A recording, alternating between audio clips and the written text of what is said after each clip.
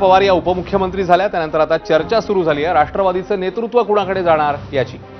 तसं बघायला गेलं तरी पक्षांतर्गत बाब आहे। मात्र राष्ट्रवादीच्या संभाव्य विलीनीकरणापासून भविष्यामध्ये राज्याचं राजकारण कोणत्या दिशेने जाणार इथपर्यंत अनेक गोष्टी या प्रश्नाच्या उत्तराशी जोडल्या गेल्या आहेत। 2 दिवसांपूर्वी पियुष गोयल यांनी राष्ट्रवादीच्या अध्यक्षपदासाठी प्रफुल्ल पटेल यांच्या नावाची प्रीमॅच्युअर घोषणा केली आणि नंतर खेदही व्यक्त केला।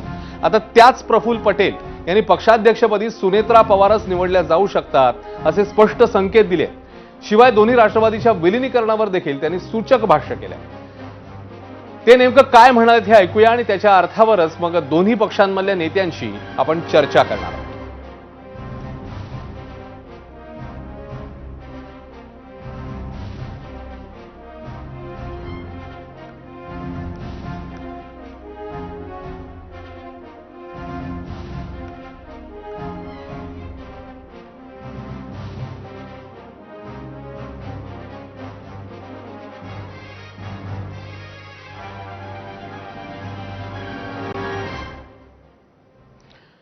झालं असं की दिल्लीत राष्ट्रवादीच्या कार्यालयात आज अजित पवारांच्या अस्थिदर्शन आणि श्रद्धांजलीचा कार्यक्रम झाला। यावेळी पक्षाचे कार्याध्यक्ष प्रफुल्ल पटेल यांचं भाषणही झालं। यावेळी त्यांनी दादांच्या निधनानंतर चौथ्याच दिवशी शपथविधी का झाला याचं उत्तर दिलं। पवार कुटुंबात 3 दिवस दुखवटा पाळण्याची आणि नंतर कामाला लागण्याची परंपरा आहे असं ते म्हणाले। शिवाय सर्वसंमतीने सुनेत्राताईंना विधिमंडळ पक्षाचा अध्यक्ष आणि पर्यायाने उपमुख्यमंत्री केल्याचंही त्यांनी स्पष्ट केलं। नंतर बोलता बोलता त्यांनी भविष्यातले संकेत देखील दिले आहेत। पक्षाध्यक्ष कोण होणार हे त्यांनी स्पष्टपणे सांगितलं नाही तरी तसे संकेत मात्र त्यांनी जरूर दिले। प्रफुल्ल पटेल नेमकं काय म्हणाले पाहूया। हम लोगों ने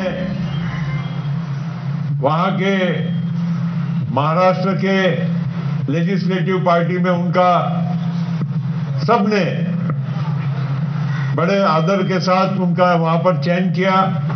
आगे आने वाले दिनों में हम सब लोगों को और भी फैसला लेना होगा, क्योंकि हम राजनीतिक पार्टी है तो हम लोगों ने एक प्रक्रिया के माध्यम से गुजरना होगा। लेकिन जरूर उसमें भी सभी की सम्मान और भावना और जज्बे को ध्यान में रखते हुए वैसा ही उचित निर्णय, वैसा ही निर्णय वो हम जरूर करेंगे। आता सुनेत्राताई अध्यक्ष झाल्यास तर